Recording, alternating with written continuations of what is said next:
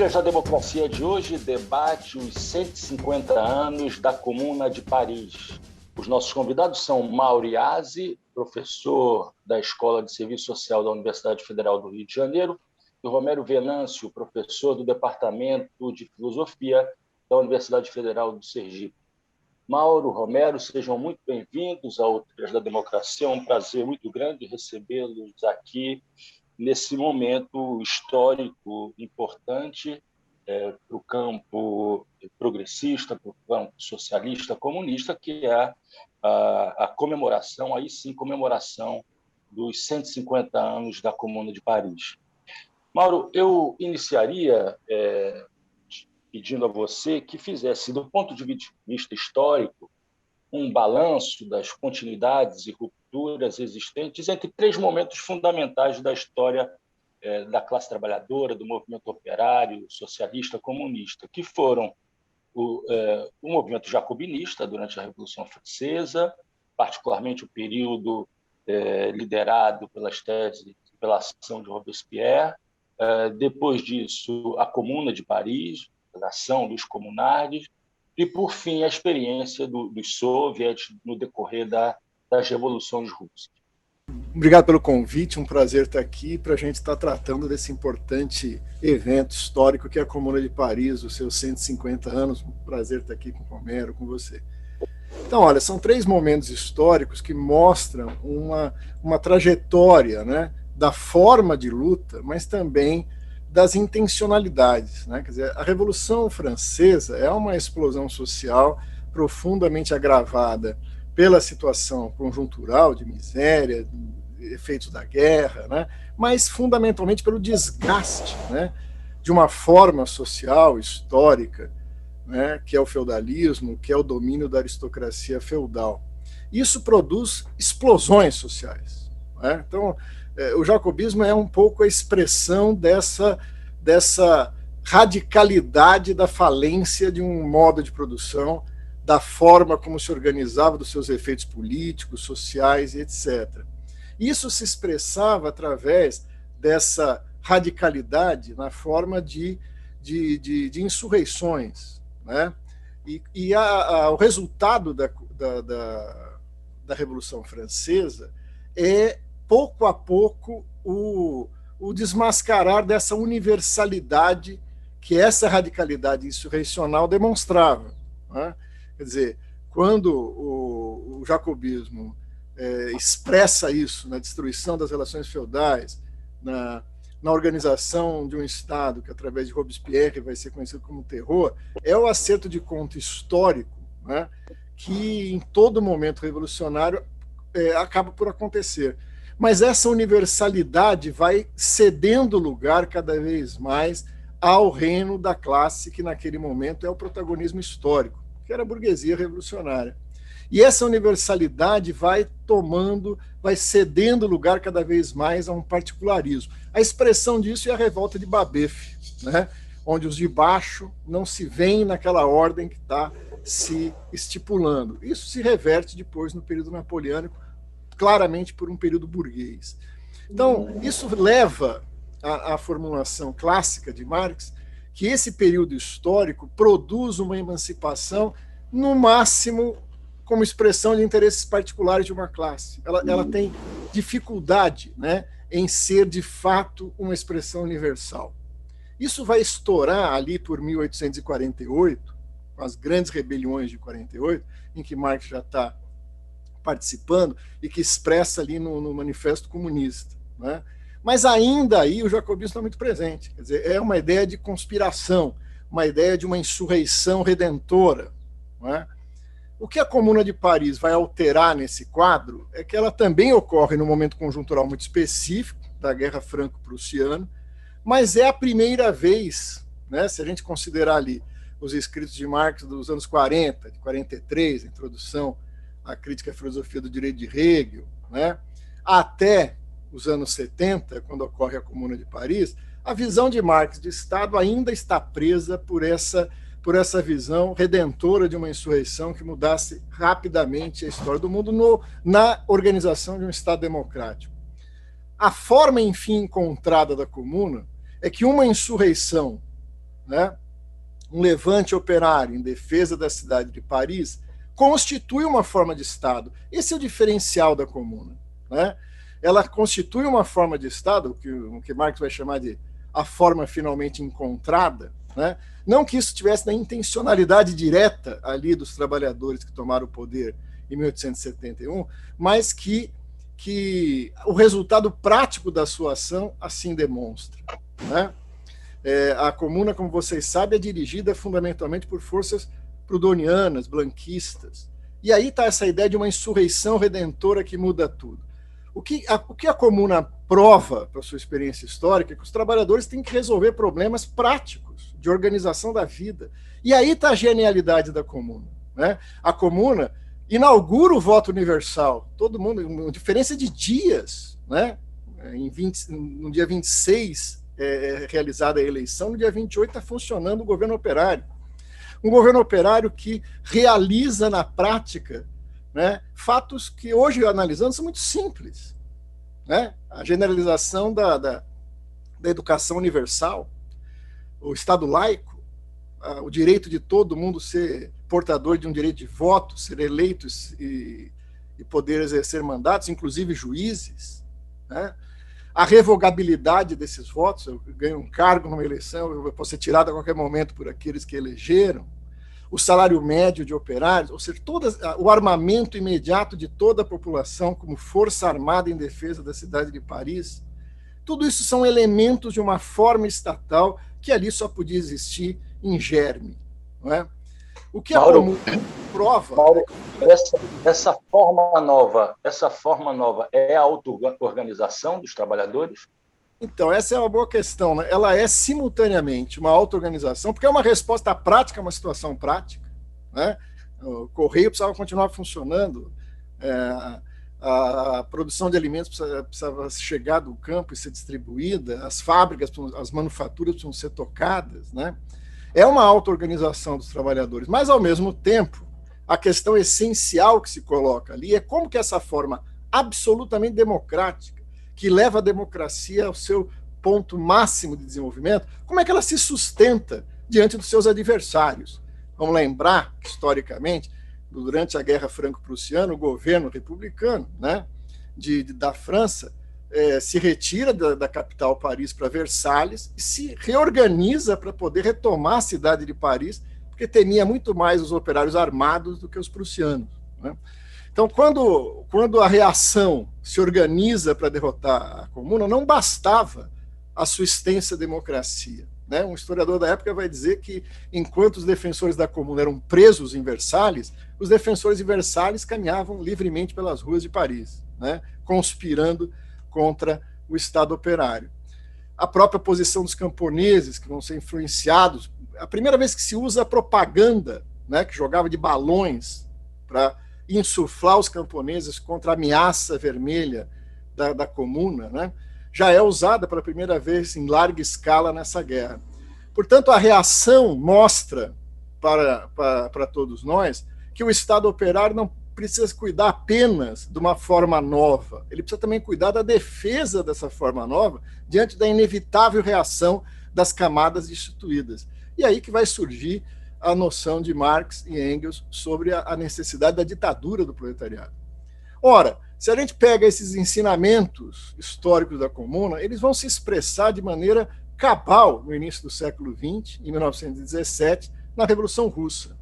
Porque a Revolução Russa também é essa mescla, essa unidade entre a auto-organização dos trabalhadores, né?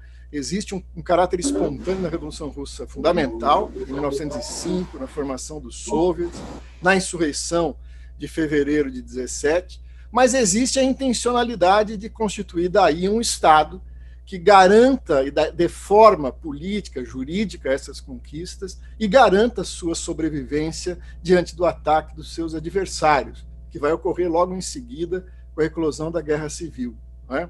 Portanto, existe aí uma continuidade e uma ruptura, né? Evidente que a Comuna de Paris vai muito além das revoltas e do caráter presente nas lutas operárias na Revolução Francesa, mas ela também se esgota nos 90 dias da sua existência e é derrotada. A Revolução Russa, em 17, vai fundamentar-se na experiência de Paris para se solidificar como um Estado operário e camponês, inclusive superando essa divergência que na Comuna de Paris é essencial.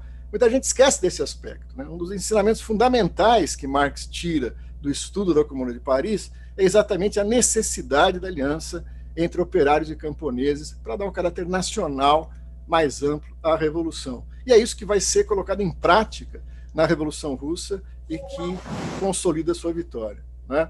Essa continuidade, para mim, nós vamos discutir, para ter a oportunidade de discutir isso depois, segue muito além disso, né? A Comuna de Paris é de uma atualidade fundamental, pelo que ela colocou em prática, pelo que ela tornou possível, ainda que na sua efêmera existência de 90 dias, ela não possa ter dado continuidade. Mas ela lançou as bases daquilo que hoje é essencial, a substância de uma democracia. Qual é o caráter substancial de uma democracia?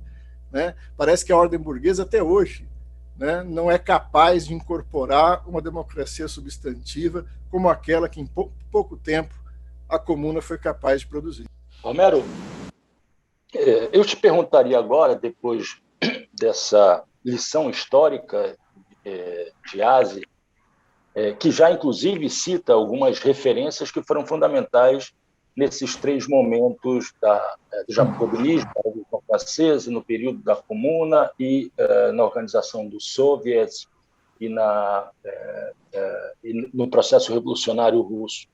Mas eu queria que você aprofundasse um pouco mais quais são as principais referências intelectuais, as orientações ideopolíticas que atravessam esses três momentos no movimento de superação dialética. Perfeito. Queria saudar os colegas, agradecer a Marco e estar aqui com o Aze, um prazer muito grande. E a todos que nos veem e escutam, né? Veja, a primeira parte da sua questão, Marco, é a mais simples. Isso é um dado histórico. Já em 1871, tipo junho em diante, Marx começava a escrever. Tem uma carta dele para Kuhlmann, que é muito interessante, é uma carta curtinha, que nós poderíamos destacar ali uma frase. Quando Marx é como se Marx dissesse, a Comuna revelou algo que eu ainda não percebi em 48, mais ou menos assim, não é? Que é exatamente a dimensão do Estado, e é muito interessante que haverá, por exemplo, daí que haverá um curto diálogo importante entre Marx e Bakunin. Veja, Bakunin critica o manifesto desde 48.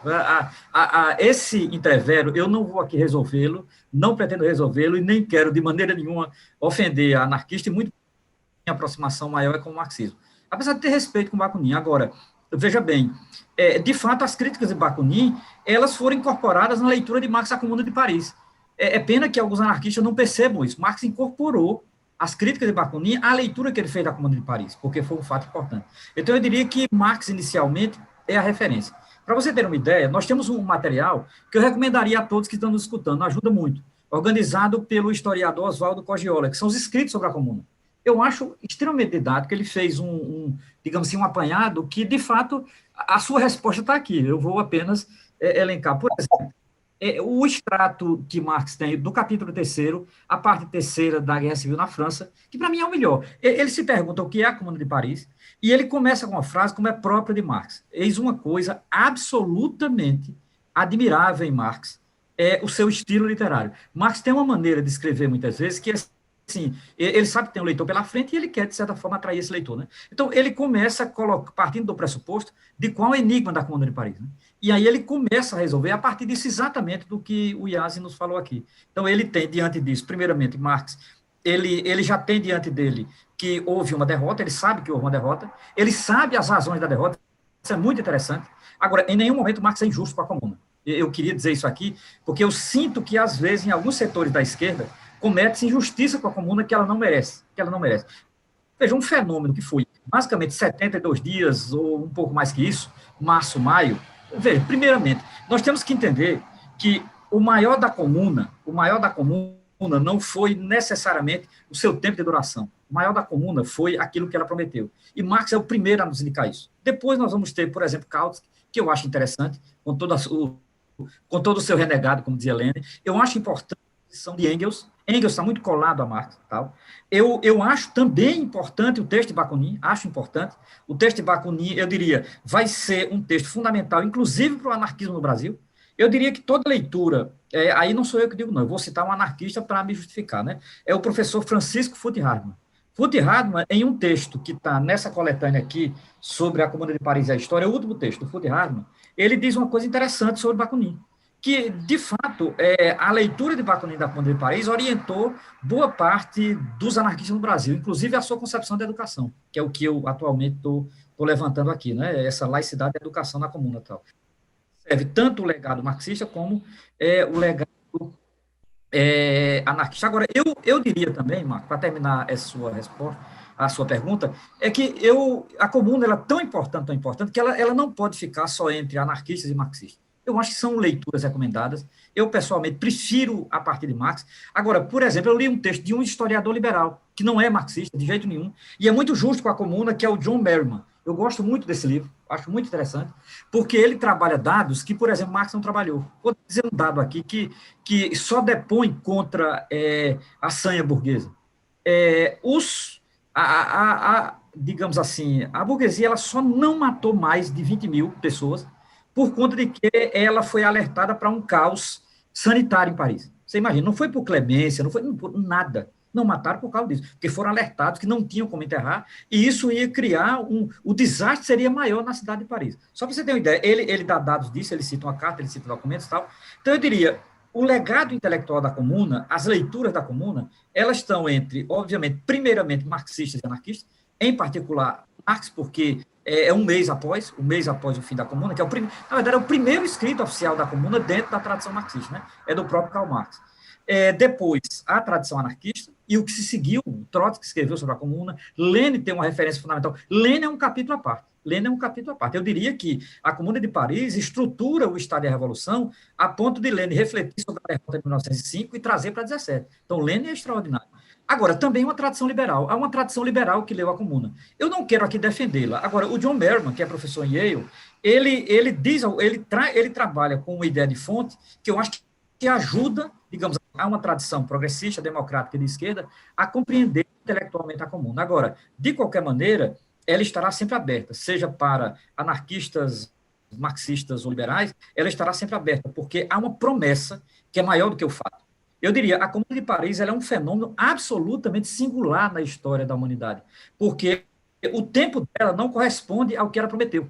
Ela teve um tempo muito curto e uma promessa muito grande que sempre voltaremos. Agora, porque é 50 anos, uma data fechada, mas assim foi nos 140, nos 100, nos 130, porque há algo na comuna que, de fato, está naquela primeira frase de Marx, né, na Guerra Civil na França, que, assim, ela acaba sendo o enigma da própria tragédia burguesa. A Comuna de Paris acaba sendo o enigma sempre da tragédia burguesa. É isso. Mauro, eu te pediria agora para fazer uma reflexão sobre a questão que é fundamental para todos que se situam no campo político transformador, revolucionário, que é do sujeito da transformação, do sujeito revolucionário. A experiência da Comuna de Paris, ela cristaliza, ou melhor, corporifica essa ideia de que o sujeito da transformação social, o sujeito histórico da Revolução Social, era a classe operária. Como é que isso se apresenta nesse, já não mais início, nessas duas primeiras décadas do século XXI? Essa é uma polêmica que tomou conta dos nossos debates, né, durante o final do século passado, início desse século, de forma bastante intensa. E a comuna, como o Romero falou, é uma inesgotável fonte de referência para a gente trabalhar isso. A gente não pode imaginar que no final, né, em 1871, Paris fosse uma cidade operária no sentido moderno do termo, né? Nós estamos falando de manufaturas, estamos falando de indústrias muito ainda precárias, o número de operários é pequeno no conjunto da população de Paris e muito menor ainda se considerar o conjunto da França. Eu acho que Hobsbawm disse que a Comuna foi a última revolução dos artesãos de Paris e a primeira revolução operária. Agora, mas por que ela pode ser, né, na perspectiva dela, se a gente concordar com o diagnóstico que foi feito, de que ela abre uma reflexão muito além daquilo que ela exerceu no curto período da sua existência, ela é uma revolução operária. Por quê? Porque a intencionalidade de organizar a vida na perspectiva do conjunto da população, né, a partir do trabalho, a partir daqueles que trabalham, né, a partir da produção real da vida. Então, Marx está colocando isso em 1843, na sua introdução à crítica à filosofia do direito de Hegel, que era necessário uma classe que estivesse na base da sociedade, que não tivesse nenhuma reivindicação para particular, mas que fosse de fato a seu interesse particular, fosse o interesse universal, que ao se levantar, levantasse tudo que estivesse acima dela. E é isso que a Comuna de Paris coloca, né? Quer dizer, ainda que seja... Porque a questão do sujeito histórico não é numérica. E eu acho que essa é uma questão para a gente refletir a discussão de hoje, né? A classe operária, os trabalhadores assalariados, ampliando um pouco a noção de classe operária, ainda é uma parte da sociedade. Mas a questão é qual é o segmento social que, ao apresentar seu interesse, pode coincidir com o interesse histórico do conjunto da sociedade contra algo que trava a história, que ameaça a existência da humanidade. Por exemplo, a burguesia nunca foi classe majoritária. A burguesia é, por sua natureza, uma classe minoritária. Mas ela foi um sujeito histórico. Não é? Por quê? Porque, usando os termos de Marx, para colocar-se como sujeito universal positivo, é necessário que alguém personifique um entrave universal. E a nobreza era esse entrave universal. Por isso que a Revolução Burguesa, naquele momento que ocorre, é universal. Né? O proletariado, ao se levantar em Paris, primeiro por uma questão nacional, em defesa da cidade de Paris contra os prussianos, expressa o interesse universal de todos aqueles que estão oprimidos por essa ordem burguesa que estava não mais que em germe. Né? Se você acompanhar as revoluções do século XX, né, o proletariado é o sujeito de uma tendência histórica para além da ordem burguesa. E hoje também. Quer dizer, o processo que muitas pessoas entendem, né, como diminuição numérica da classe operária, esquecem de ver a ampla generalização da forma assalariada, da ampla generalização da forma mercadoria, né, e do papel que ocupa, ainda que numericamente, proporcionalmente, em números absolutos, a classe trabalhadora nunca diminuiu. Se você pegar pelo tamanho da população mundial, inclusive ela cresceu. Mas proporcionalmente em relação ao conjunto da população, ela pode ter, em alguns casos, diminuído. Por exemplo, os dados que nós temos é que ela diminuiu em algumas partes da Europa. Mas em números absolutos, ela cresceu no terceiro mundo.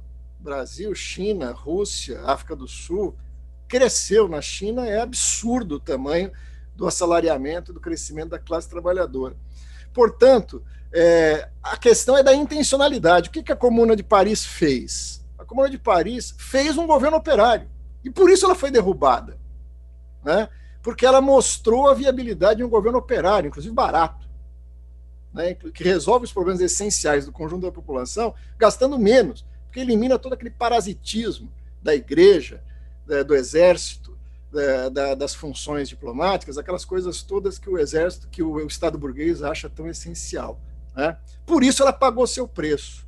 Né? Para demonstrar aquilo que o Romero falou, os jornais conservadores pediam para parar o massacre, porque os parques estavam lotados de corpos, e isso causaria doenças.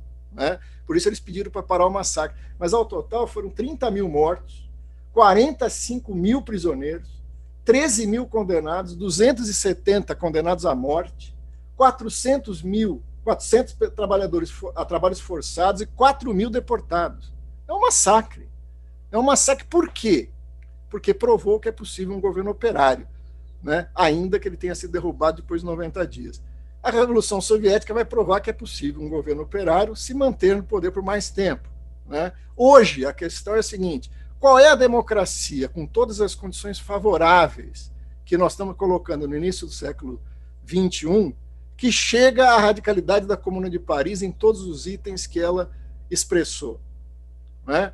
Alguns a gente pode entender como caminhos a ser seguidos, com educação universal, Mas em que país hoje, que o que a gente considera democrático, existe essa rotatividade de poder pela retirada imediata daqueles que elegeram?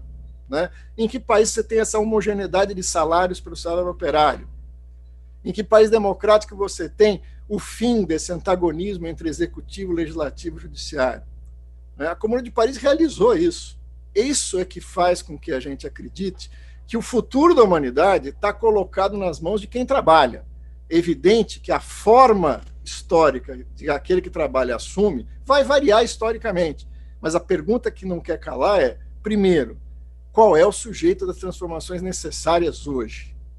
Né? A pós-modernidade resolveu isso rápido, não tem sujeito e navegamos numa história caótica, sem sentido, que vai para onde não queremos.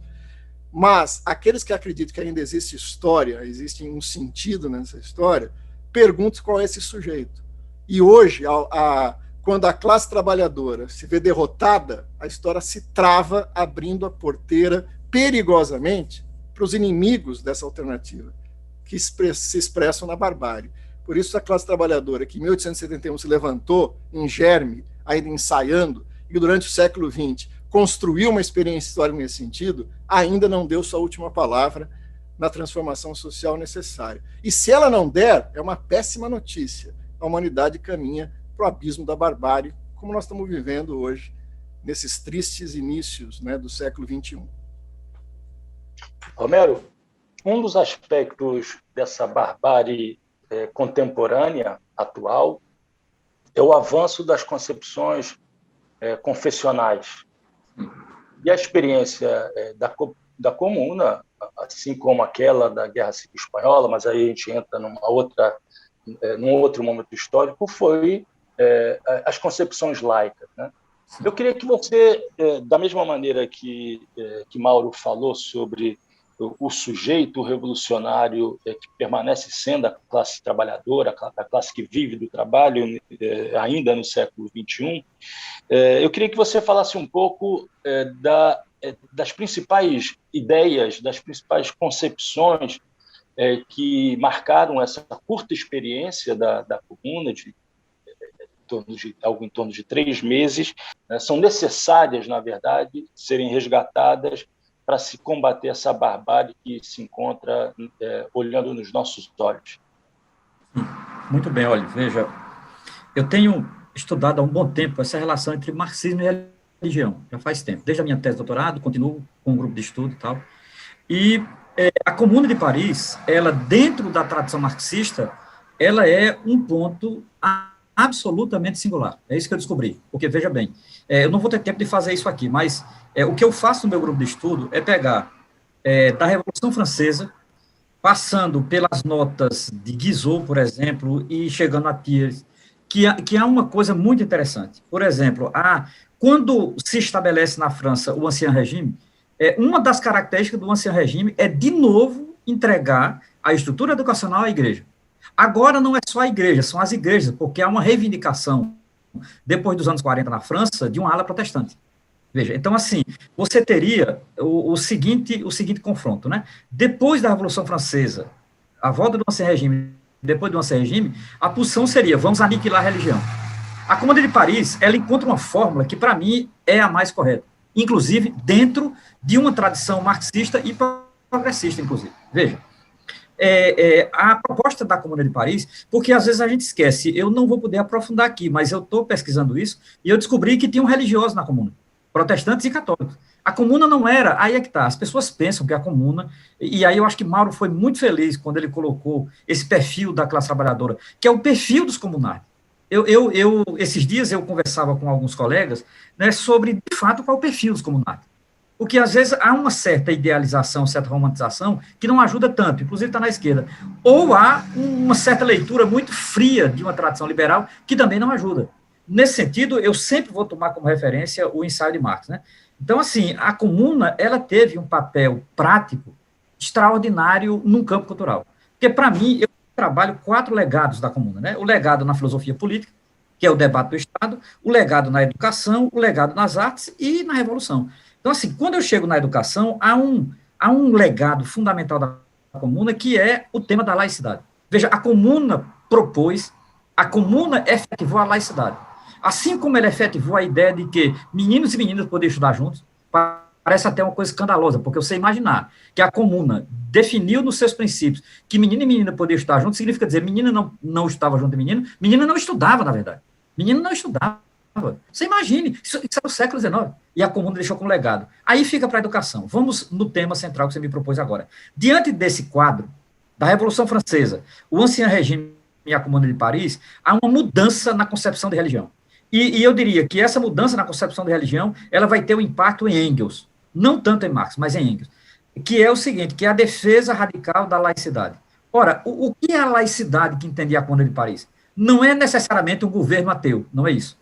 Também não é um governo religioso. O que a Comuna combatia era qualquer influência determinante da religião na vida pública. Significa dizer, a Comuna de Paris, ela radicalizou o republicanismo, que é um elemento central na tradição, digamos assim, na tradição francesa, obviamente, mas não só na tradição francesa. Isso vai ter um impacto nos Estados Unidos, vai ter um impacto muito grande nos Estados Unidos, e eu diria que para o mundo. Então, esse legado, quando a gente, Marco e Mauro, traz hoje para os dias atuais, para mim ele é um prato cheio. Ele é um prato cheio, por razão muito simples. Veja, nesse momento que nós estamos falando, o Supremo Tribunal Federal está discutindo, diante de uma pandemia calamitosa como essa, se abre ou não igreja. Veja a que ponto chegamos. O Supremo Tribunal Federal, por conta de que um de seus ministros, de maneira pessoal, o liberou.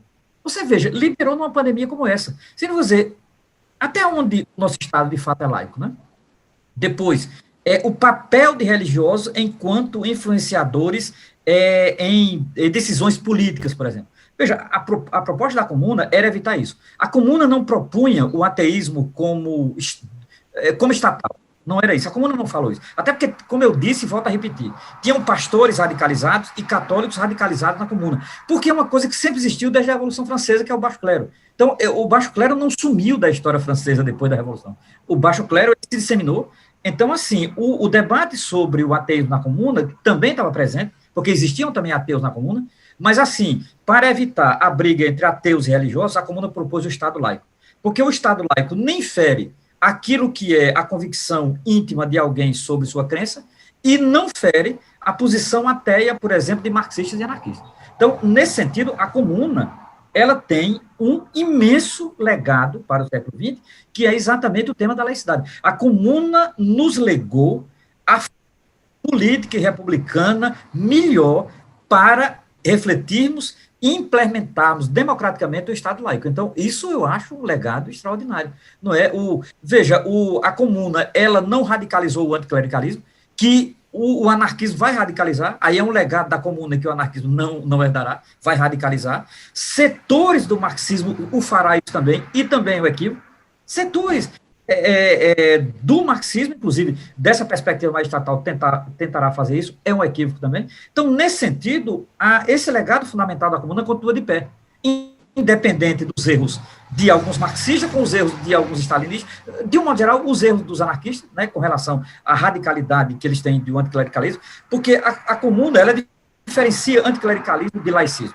Isso eu acho importante, porque esses dois temas estavam presentes na França, isso faz parte da cultura francesa desde a Revolução Francesa. O anticlericalismo até parece ser uma invenção francesa. Eu não quero dizer que é, mas até parece, porque é tão íntimo com a cultura francesa, ao mesmo tempo, o laicismo também. Então, esse é um debate que desagou na Revolução Francesa, pós-Revolução Francesa, retomado no Ancien Regime. O Ancien Regime, Guizot diz isso com todas as letras em 47, entregar as escolas aos clérigos, porque ele sabe melhor educar, não é? Digamos assim, educar as nossas crianças para o Estado. Thiers vai repetir isso. A Comuna vai frontalmente contra isso, porque as escolas, ela deve ser laica, porque a Comuna, ela tem uma coisa que a gente, infelizmente, não vai poder discutir aqui, que é um outro legado importante, a concepção de ciência. Está muito vinculado ao iluminismo. A Comuna tinha uma concepção de ciência. O laicismo da Comuna não só era político, ele era epistemológico também. Ele não era só político. Ele era político, mas ele era também epistemológico. Então, no sentido de que é importante que assumam as escolas os cientistas. Isso era fundamental. Tirar os padres, os clérigos, pastores da escola. A escola é dos cientistas e, consequentemente, a ciência ela vai estar intimamente ligada a uma concepção de mundo e, obviamente, a uma forma de produção do conhecimento. Eu acho que isso é um legado extraordinário. Um legado extraordinário, porque nenhum religioso pode dizer que, pelo menos eu digo um religioso não sei, progressista, sei lá, sensato. Ele vai dizer, não, claro que sim. Digamos, a Comuna não propôs expulsar os religiosos de Paris. A Comuna propôs um Estado laico. A Comuna propôs uma escola laica. Acima de tudo, a escola laica. Eu diria, isso é um legado importantíssimo. Nesse momento do Brasil, talvez seja o legado mais sensível nessa conjuntura atual, né? Com o governo que temos, basta dizer que o governo que temos, essa avalanche de fake news, essa onda de tudo tornar religioso, essa situação que é uma situação caótica que vive o Brasil agora, promovida, né, por esse tipo de extrema-direita. Então, há um vínculo entre extrema-direita e religiosidade. E a religiosidade da extrema-direita é sempre impor, via o Estado, os seus pressupostos ideológicos de sua religião. A Comuna de Paris rompeu com isso. A Comuna de Paris rompeu com isso. A Comuna de Paris, no seu princípio, estava lá, a escola é laica. Há um princípio fundamental de laicidade que está intimamente ligado ao conhecimento e à prática escolar. Eu acho extraordinário. Eu acho de uma atualidade ainda sem precedentes e, em particular, nesse Brasil do século XXI. Gostaria muito de agradecer, Romero, Mauro, por esse debate, por esse diálogo em torno da história, das ideias e da atualidade da Comuna de Paris. Eu gostaria, antes de terminar, fazer um lembrete e, ao mesmo tempo, um convite. O Grupo de Estudos e Pesquisa de Marx, da Universidade Federal de Pernambuco, vem promovendo uma série de debates sobre os 150 anos da Comuna, e na próxima quarta-feira, dia 28 de abril, haverá uma discussão sobre o resgate histórico da Comuna de 1871, com a participação do professor Michel Zaidan. As transmissões são feitas pelo Facebook do GP Marx. Dito isso, o Trilhas da Democracia fica por aqui, sempre debatendo temas relativos à defesa da democracia e dos direitos humanos. Até lá.